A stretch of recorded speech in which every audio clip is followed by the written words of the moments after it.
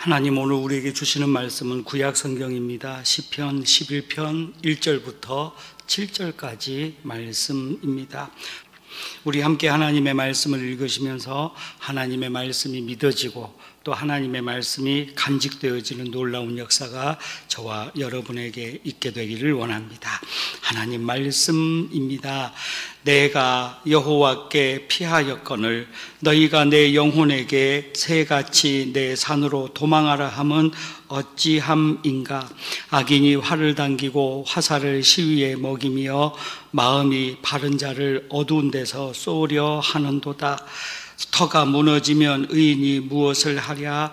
여호와께서는 그의 성전에 계시고 여호와의 보좌는 하늘에 있으며 그의 눈이 인생을 통촉하시고 그의 안목이 그들을 감찰하시도다. 여호와는 의인을 감찰하시고 악인과 폭력을 좋아하는 자를 마음에 미워하시도다. 악인에게 그물을 던지시리니 불과 유황과 태우는 바람이 그들의 잔의 소득이 되리로다. 여호와는 의로우사 의로운 일을 좋아하시나니 정직한 자는 그의 얼굴을 배우리로다. 아멘. 오늘 하나님 우리에게 주시는 말씀은 하나님의 그늘 아래 거하라 라고 하는 제목으로 우리 주님 주시는 귀한 말씀, 큰 은혜였기를 원합니다. 옆에 계신 분들하고 인사합니다. 잘 오셨습니다. 잘 오셨습니다. 우리 앞뒤로도 인사합니다. 은혜가 있습니다. 은혜가 있습니다. 잘 오셨습니다. 건강한 모습들로 잘 오셔서 감사합니다. 정말로 보고 싶었습니다. 진짜 보고 싶었습니다. 잘 오셨습니다. 인생을 살다 보면 우리는 여러 가지 소리를 들을 수 있습니다. 어떤 사람은 기분 좋게 이야기합니다. 그런데 또 간혹 어떤 사람은 별로 기분 안 좋은 소리를 우리에게 들려주는 경우도 있다는 걸 알게 됩니다. 많은 사람들은 축복의 사람이 되어야 된다는 걸 알고 있지만 우리는 때때로 축복의 말을 하지 못하고 혹은 마음에 상처를 주는 말을 하는 경우도 있다는 걸 알게 됩니다. 우리는 별 의도 없이 그냥 하는 말이지만 듣는 사람에게는 아픔이 될 수도 있습니다. 우리는 그냥 웃자고 하는 말이지만 듣는 사람에게는 상처가 되는 경우도 있을 수 있다는 사실입니다. 오늘 성경을 보면 성경은 우리에게 이렇게 말합니다. 7절에 여호와는 의로우사 의로운 일을 좋아하시나니 정직한 자는 그의 얼굴을 배우리이다. 이렇게 우리에게 말해주고 있습니다. 사랑하는 여러분, 하나님은 우리가 하나님 안에 와 있기를 원하시는 줄로 믿으시기를 원합니다. 오늘 제목은 하나님의 그늘입니다. 하나님의 그늘은 어떠한 의미가 있을까요? 유대인들의 인식 가운데서 그늘은 삶이었고 생명이었습니다. 왜냐하면 그들이 사는 곳은 지역적으로 굉장히 더운 지역이고 또 굉장히 어렵고 힘든 지역이었습니다. 그래서 지금도 그들은 중동 지역에 이렇게 보면은요, 그늘만 있으면 한낮에는 그늘에서 있으려고 합니다. 우리는 잘 이해가 안 됩니다. 겨울에 그늘에 있는 사람은 없습니다. 그런데 그들이 있는 곳은 1년 내내 여름처럼 더운 곳입니다. 그러니까 그늘이 얼마나 귀한지 모릅니다. 그늘은 그들에게 생명을 주고 평안함을 주고 안식을 주는 곳이다라고 하는 인식을 가지고 있었습니다. 이러한 인식을 하나님께로 옮겨옵니다. 하나님의 그늘 아래에 있다는 것은 살아가는 것을 의미합니다. 하나님의 그늘 아래에 있다는 것은 평안함을 의미합니다. 하나님의 그늘 아래에 있다는 것은 하나님이 주시는 행복과 기쁨을 누릴 수 있는 기회를 얻게 된다는 걸 이들은 알고 있다는 사실인 것입니다. 시편 36편 7절 말씀을 보면 하나님이여 주의 인자하심이 어찌 그리 보배로우신지요 사람들이 주의 날개 그늘 아래 피하나이다. 이렇게 시편은 노래합니다. 또 시편 57편 1절 말씀을 보면 하나님이여 내게 은혜를 베푸소서 내게 은혜를 베푸소서 내 영혼이 주께로 피하되 주의 날개 그늘 아래에서 이 재앙들이 지나가기까지 피하리이다 라고 노래하고 있음을 알게 되어집니다. 사랑하는 여러분, 우리는 때때로 인생 가운데에서 문제를 만나게 되어집니다. 문제 없는 사람이 어디에 있을까요? 우리가 인생을 보면 한 가지가 해결되고 좀 편안할까 싶으면 또 다른 문제를 만나게 됩니다. 그런데 지나놓고 보면 문제 아닌 것 같은데 우리를 문제라고 인식하며 살아가는 경우가 훨씬 많이 있음을 알게 되어집니다. 오늘 성경은 우리에게 분명히 말합니다. 하나님의 그늘 아래 거하라. 그리하면 하나님이 만나주시고 하나님이 지켜주시고 하나님이 은혜를 주신다라고 약속하고 계심을 믿으시기를 원합니다. 사랑하는 여러분, 우리는 어디에 있느냐가 중요합니다. 때로 많은 사람들이 한여름에는, 아주 더운 여름에는 그늘로 가는 것이 정상이고 아주 추운 겨울에는 따뜻한 햇볕 아래에 있는 것이 정상이다라고 우리는 압니다. 마찬가지로 신앙의 사람들은 항상 하나님의 그늘 아래에 있어야 살아갈 힘을 얻게 된다는 사실입니다. 오늘 하나님이 주시는 말씀은 바로 여기에 주제가 있습니다. 우리가 지금 어디에 있느냐가 중요합니다. 하나님의 그늘 아래에 있느냐 아니면 세상을 향하여 문제 가운데에 있느냐. 오늘 이 시간 하나님 주시는 말씀을 통하여 우리가 하나님의 그늘 아래 하나님 안에 있음으로 말미암아 또 한 번 평안함을 얻는 역사가, 하나님이 도와주시는 역사가 저와 여러분에게 있게 되기를 간절히 축원합니다. 첫 번째로 하나님은 믿는 사람의 피난처가 되신다라고 우리에게 말씀해 주고 계십니다. 오늘 성경을 보면 1절에 이렇게 이야기합니다. 내가 여호와께 피하였거늘. 여러분, 피한다라고 하는 말은 어려움이나 문제에게서 벗어난다라고 하는 의미를 가지고 있습니다.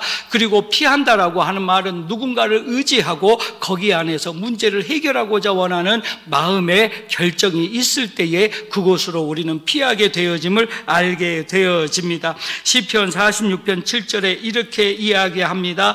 만군의 여호와께서 우리와 함께 하시니 하나님은 우리의 피난처시로다. 사랑하는 여러분, 피난처는 거기에 가면 가장 안전하고 편하다라고 느끼는 것을 의미합니다. 여러분, 우리는 인생의 피난처, 믿음의 피난처는 어디입니까? 하나님이 계시는 이곳, 우리 교회, 우리의 예배, 우리의 찬송이 하나님이 주시는 피난처이신 줄로 믿으시기를 원합니다. 우리는 하나님 앞에 나와야 되는 것입니다. 하나님을 피난처로 삼는 사람은 항상 무엇인가 가능성을 가지고 힘을 가지고 희망을 가지고 살아갈 수 있는 것입니다. 사랑하는 여러분, 우리는 누구를 피난처로 삼고 있습니까? 누구를 의지하고 있습니까? 우리 신앙의 모든 모습들은 하나님을 피난처로 삼고 하나님 안에서 평안함을 누리는 것이 신앙의 복된 삶이 된다는 걸 배우게 되어지는 것입니다. 오늘 1절에서 계속 이렇게 이야기합니다. 너희가 내 영혼에게 새같이 내 산으로 도망하라 하면 어찌함인가.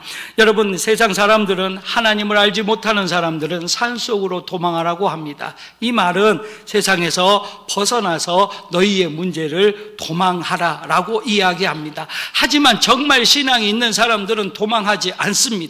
싸워 이기는 것이 믿음의 능력이 되는 줄로 믿으시기를 원합니다. 우리 모든 신앙은 싸워 승리하는 신앙이 되어집니다. 예수님은 우리에게 이렇게 말씀하십니다. 내가 이기었노라 말씀을 하시고 이미 승리하기 위하여 이 땅에 오셨음을 우리에게 말씀해 주고 계신다라는 사실입니다. 사랑하는 여러분, 우리 신앙은요, 이미 이겨놓은 싸움을 하는 겁니다. 여러분, 이게 신앙입니다. 믿음은 이겨놓은 것을 또 한 번 이기기 위하여 나아가는 것입니다. 이렇게 우리가 결과를 알고 하는 것은 마음이 편안합니다. 그런데 결과를 모르면 불안한 경우가 있죠. 예를 들어서 축구 경기 할 때 보면은요, 우리가 이겨야 되지라는 마음을 가지고 경기를 응원하다 보면 질 때도 있고 이길 때도 있습니다. 이기면 좋아하고 지면은 별로 기분이 안 좋습니다. 그런데 몇 시간쯤 지나서 우리나라가 이겼다라는 걸 압니다. 알고 이렇게 보면 어떤 마음이 듭니까? 오늘 이겼으니까 편안한 마음으로 봅니다. 걱정 안 합니다. 이게 이미 이겼다는 걸 알고 있기 때문에 두렵지도 않고 걱정도 않고 그럽니다. 그렇습니다. 신앙은 우리 주님이 십자가에서 이미 우리의 모든 죄를 용서하시고 이 땅을 이기시고 악함을 이기시고 우리에게 복을 주신 줄로 믿으시기를 원합니다. 이게 피난처입니다. 여러분, 피난처는 들어가 있기만 하면 사는 겁니다. 들어가는 게 중요한 거지, 안에 들어가 있으면 살아가는 것은 피난처가 책임져 주게 되어지는 것입니다. 사랑하는 여러분, 하나님은 우리의 피난처가 되십니다. 하나님께 오시기만 하면 하나님이 살게 하실 줄로 믿으시기를 원합니다. 이게 믿음입니다. 그래서 믿는 사람들의 피난처는 오직 하나님이시다라는 사실입니다. 하나님의 그늘이 우리의 피난처가 되십니다. 하나님의 말씀이 우리의 피난처가 되십니다. 하나님이 계시는 이곳이 우리의 피난처가 되어지는 것입니다. 사랑하는 여러분, 우리 인생 가운데에서 항상 하나님을 바라보며 하나님을 피난처로 삼는 것이, 그것이 우리가 사는 길이며 우리 하나님께서 놀라운 역사를 일으키는 길인 줄로 믿으시기를 원합니다. 욥기서 24장 23절의 말씀을 보면 하나님은 그에게 평안을 주시며 지탱해 주시니 그들의 길을 살피시는도다 라고 성경은 말합니다. 우리가 하나님을 피난처로 삼는 순간 하나님은 우리를 지켜주시는 것입니다. 사랑하는 여러분, 누군가 우리를 지켜준다라는 게 얼마나 든든하고 행복한지 모릅니다. 제가 어릴 때 우리 아버지가 어두운 밤에 심부름을 갔다 오라고 시킵니다. 그러면 저는요, 참 어린 나이에 왜 이렇게 캄캄한 밤에 심부름을 시킬까? 화날 때 좀 시켜주지. 그래도 아버지가 갔다 오라고 하니까 갑니다. 저는 되게 무서움을 잘 탑니다. 그래서 조심조심 골목길을 가서 혹시 누가 쥐가 나오나 나쁜 사람 있나 혼자 무서워하면서 이렇게 앞집에 갔다 옵니다. 저는 몰랐습니다. 우리 어머니가 그 다음날 이렇게 말합니다. 너 갔다 오는 거 네 아버지가 뒤에서 이렇게 쳐다보고 있었다. 그 다음날 심부름을 갈 때부터는요, 겁이 안 납니다. 왜 그러냐면 제 마음속에 우리 아빠가 또 골목길에서 이렇게 날 잘 갔다 오는가 쳐다보고 있겠지라고 믿는 순간부터 두려움이 없어졌습니다. 여러분, 그렇습니다. 우리가 하나님을 피난처로 삼는 순간 하나님이 우리를 지켜주시고 하나님이 우리를 돌아보시고 하나님이 우리와 함께 하시는 줄로 믿으시기를 원합니다. 어느 부모가 자녀들을 이렇게 일을 하러 가서 보내고 심부름을 보내면서 걱정스럽지 않은 부모가 어디에 있겠습니까? 여러분, 그렇습니다. 우리 하나님이 우리를 피난처 안으로 인도하시고 우리가 하나님의 그늘 아래에 있기만 한다면 하나님이 우리를 도와주신다라는 사실인 것입니다. 사랑하는 여러분, 하나님을 피난처로 삼는 믿음 있기를 간절히 축원합니다. 하나님을 피난처로 삼으시고 우리는 그렇게 하나님의 그늘 아래에 있으면 가장 행복함을 누리게 된다라는 사실인 것입니다. 두 번째로, 하나님께서는 의로운 사람의 터가 되신다라고 성경은 우리에게 말해 주고 있습니다. 2절과 3절 말씀을 제가 봅니다. 악인이 활을 당기고 화살을 시위에 먹이며 마음이 바른 자를 어두운 데서 쏘려 하는도다. 터가 무너지면 의인이 무엇을 하랴? 성경은 이렇게 우리에게 말해 주고 있는 것입니다. 믿음의 사람은 하나님을 터로 삼습니다. 터라고 하는 것은 무엇인가를 할 수 있는 곳이라고 하는 문자적인 의미를 가지고 있습니다. 집터는 집을 지을 수 있습니다. 신앙의 터는 신앙을 세울 수 있습니다. 교회의 터는 교회를 세워 가야 합니다. 우리의 마음의 터, 신앙의 터, 믿음의 터는 과연 어디일까요? 바로 하나님이시다라는 말씀입니다. 의로운 사람은 하나님을 터전으로 삼아야 됩니다. 즉 바꾸어 말씀드립니다. 3절 말씀에 터가 무너지면 의인이 무엇을 할까? 이 말을 바꾸어 말씀드리면 하나님에게서 벗어나면 우리는 살 수 없다라고 하는 이야기가 되어지는 것입니다. 사랑하는 여러분, 생명의 주관자는 오직 하나님이신 줄로 믿으시기를 원합니다. 저는 항상 성경을 볼 때에 생명을 주제로 보는 경우가 많이 있습니다. 우리는 살아 있어야 합니다. 살아나야 합니다. 우리가 살면서 하나님을 만나야 이것이 하나님의 놀라운 축복이며 하나님의 계획이며 하나님의 역사인 줄로 믿으시기를 원합니다. 그래서 우리는 하나님을 터로 삼고 하나님 안에서 살아가야 하는 것입니다. 사랑하는 여러분, 우리는 지금 누구와 함께 살고 있습니까? 누구를 터로 삼고 누구를 의지하고 있습니까? 우리는 살아계신 하나님을 터로 삼고 하나님의 안에서, 그늘 아래서 하나님을 붙들고 하나님과 동행할 때에 우리는 그 순간부터 하나님 살아계시는 역사를 경험하게 될 줄로 믿으시기를 원합니다. 사랑하는 여러분, 성경은 우리에게 이렇게 말합니다. 시편 51편 12절에 주의 구원의 즐거움을 내게 회복시켜 주시고 자원하는 심령을 주사 나를 붙드소서라고 노래합니다. 우리가 하나님을 터전으로 삼고 하나님 붙들고 살아가면 하나님도 우리를 붙들어 주신다라는 사실인 것입니다. 사랑하는 여러분, 성경은 붙든다라고 하는 구절들이 때때로 나옵니다. 이 말이 얼마나 큰 은혜스러운 말인지 모릅니다. 여러분, 사람들은요 누군가 붙잡아 주기만 해도 힘을 얻습니다. 그렇지 않으십니까?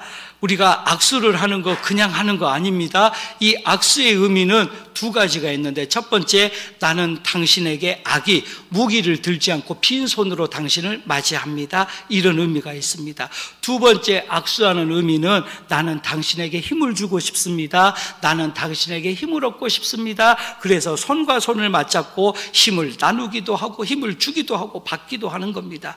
여러분, 우리도 그러합니다. 하나님이 우리를 붙들어 주신다. 이 말은 하나님이 우리 손을 붙들고 우리 마음을 붙들고 우리 몸을 붙들고 하나님이 힘을 주신다라고 하는 축복의 말씀인 줄로 믿으시기를 원합니다. 사랑하는 여러분, 우리는 의로운 사람이 되어지고 정직한 사람이 되어져야 합니다. 그렇게 하기 위하여 하나님의 그늘 아래 들어오고 하나님을 터전으로 삼아야 된다라고 하는 사실인 것입니다.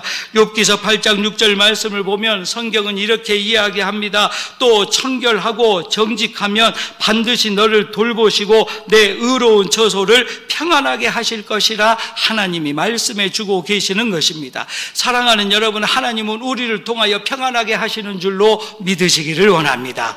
평안은 무엇일까요? 걱정 근심이 없는 것을 의미합니다. 바꿔 말씀드리면 하나님을 터전으로 삼고 하나님을 피난처 삼으면 하나님이 우리의 모든 문제를 해결하시고 우리를 도와주실 것이다라는 사실인 것입니다.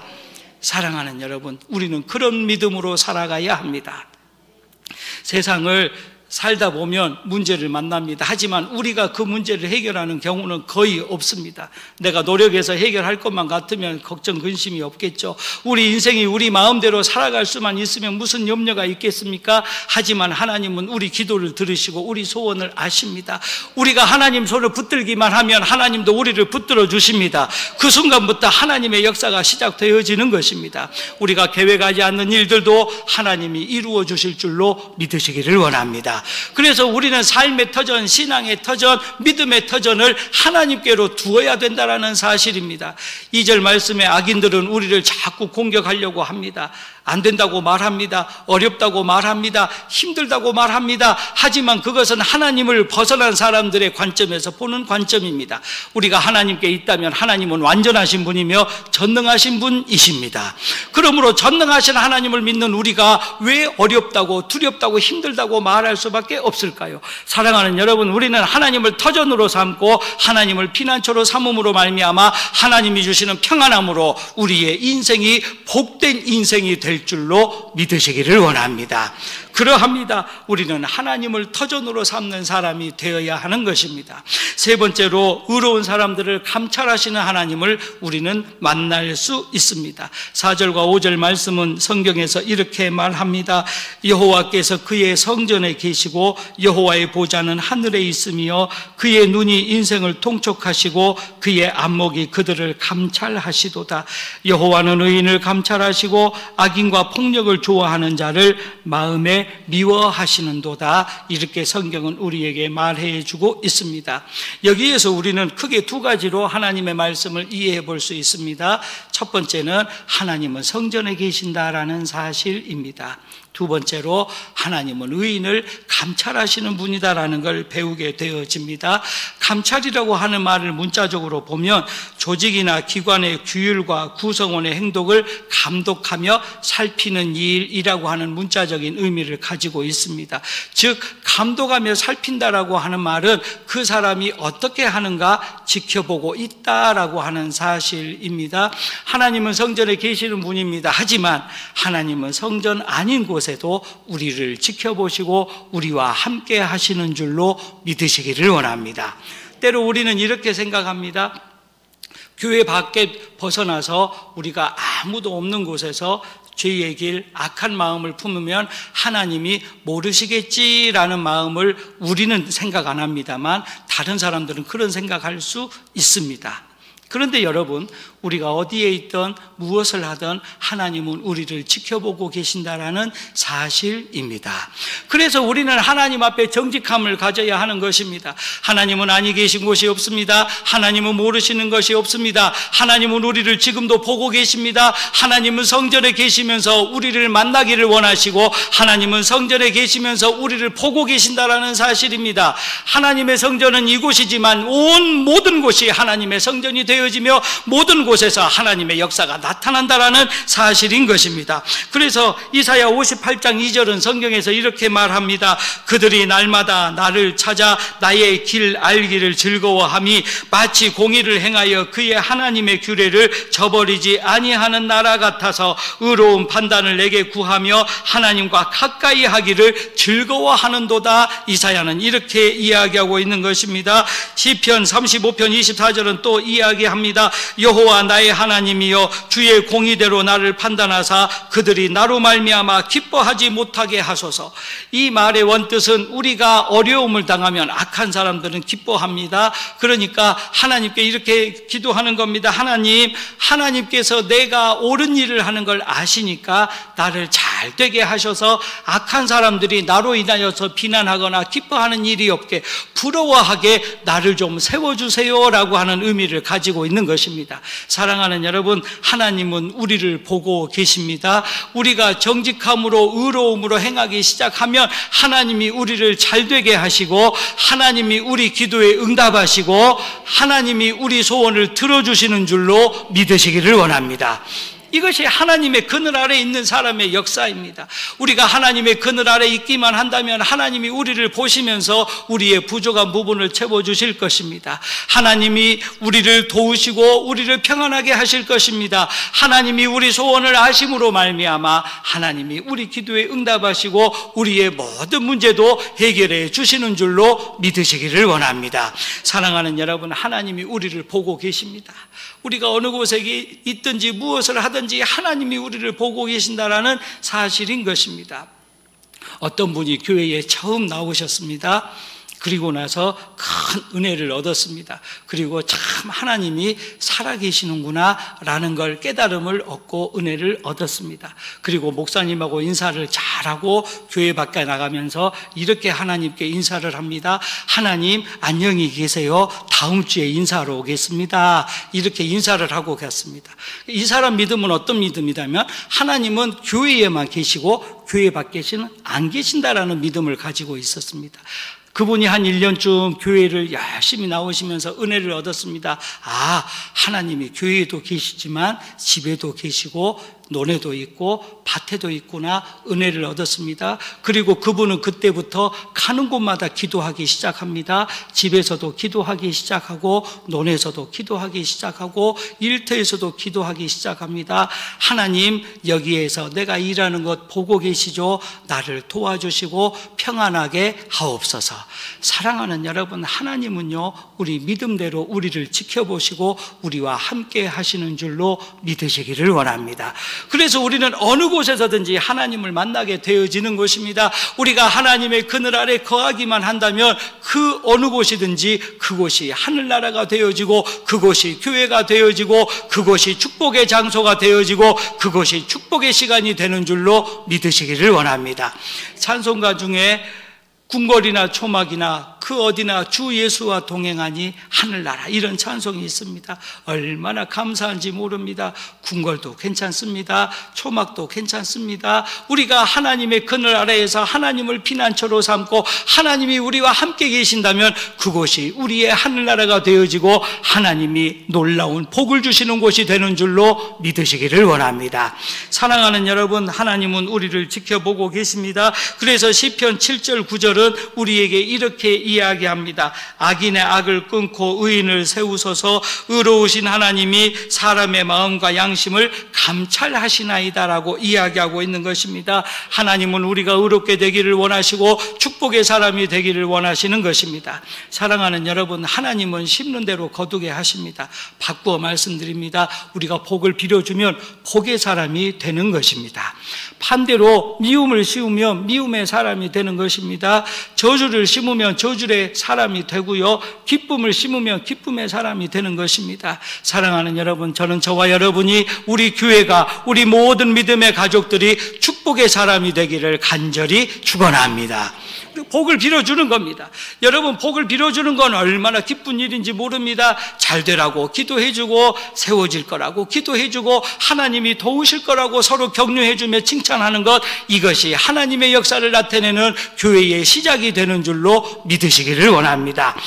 이런 사람이 되고 나서 하나님께서는 의로운 일을 좋아하신 분이다라고 네 번째로 7절에 우리에게 말씀해 주고 계십니다. 7절 말씀을 봅니다. 여호와는 의로우사 의로운 일을 좋아하시나니 정직한 자는 그의 얼굴을 배우리이다. 할렐루야. 아멘. 사랑하는 여러분, 하나님은 우리가 의롭게 살기를 원하십니다. 의롭다라는 건 무엇일까요? 하나님을 기준으로 삼고 하나님 닮아가는 것을 의미합니다. 여러분, 사람은 부족합니다. 완전하게 살 수가 없습니다. 그래서 우리 신앙은 노력이고 훈련이 필요합니다. 똑같은 것을 반복하고 똑같이 예배하는 것 같지만 이러한 모습을 통하여 하나님은 우리에게 놀라운 은혜를 주시고 만나주시는 역사를 일으키신다라는 사실인 것입니다. 여러분, 기도의 훈련이 잘 되어지신 분들은요, 어려울 때, 기쁜 일이 있을 때 어떤 일을 만나든지 기도의 자리에 나와 하나님께 감사하기도 하고 하나님께 울기도 하고 하나님께 간구하기도 하면서 기도의 자리를 지켜 나갑니다. 그런데 기도를 열심히 하지 못하시는 분들이 혹시 계실 수 있는데, 기도의 훈련이 안 되면요, 어려운 일 만나면 주저앉아서 아무것도 하지 않습니다. 자, 우리는 그런 경험이 없습니다만 또 세상 사람들은 그럽니다. 정말 큰 일을 만나면요, 당황한다고 합니다. 그런데 이 당황이라고 하는 말의 원래 뜻은 갈피를 잡지 못하고 무엇을 해야 될지 알 수 없는 상황을 당황한다라고 표현을 하는데, 우리도 그러합니다. 기도의 훈련이 잘 되어져 있고 예배의 훈련이 잘 되어져 있으면 무슨 일을 만나든 기도할 수 있고 어떤 상황을 만나든 예배할 수 있습니다. 그런데 이 훈련이 안 돼 있으면은요, 우리가 갑자기 무슨 일을 만날 때 당황하게 됩니다. 무엇을 해야 될지, 어떻게 해야 될지 알 수가 없는 겁니다. 사랑하는 여러분, 우리는 의로움으로 하나님을 닮아가며 정직함으로 훈련되어져서 하나님을 만나고 하나님께 예배하는, 하나님께 기도하는 믿음의 사람이 되어야 될 줄로 믿으시기를 원합니다. 시편 116편 5절 116편 5절은 우리에게 이렇게 이야기합니다. 여호와는 은혜로우시며 의로우시며 우리 하나님은 긍휼이 많으시도다. 우리가 하나님의 의로움을 닮아가고 정직함을 닮아가야 하는 것입니다. 사랑하는 여러분, 정직이라고 하는 말은 있는 그대로를 인정하는 것을 의미합니다. 우리가 정직하기 위하여 가장 먼저 하나님 앞에 고백해야 할 것은 하나님 앞에 우리가 죄인임을 인정하는 것인 줄로 믿으시기를 원합니다. 우리가 하나님 앞에 죄인입니다. 죄인인 걸 인정하는 순간 우리는 정직의 한 걸음을 내딛는 것입니다. 많은 사람들이 하나님 앞에 마치 죄인이 아닌 것처럼 생각하고 살아가기 때문에 때로는 하나님의 말씀에 불순종하게 되어집니다. 때로는 기도의 자리에 나오지 못하게 됩니다. 우리가 완전한 것처럼 오해하기 때문에 하나님의 말씀을 받아들이지 못하는 경우도 때로는 있을 수 있다는 사실인 것입니다. 사랑하는 여러분, 하나님은 의로우신 분입니다. 우리가 의롭게 복음을 전하며 의로움으로 축복하며 의로움으로 기도하기 시작할 때에 하나님은 우리를 만나주시고 우리 기도를 응답하시고 우리와 함께 하시는 줄로 믿으시기를 원합니다.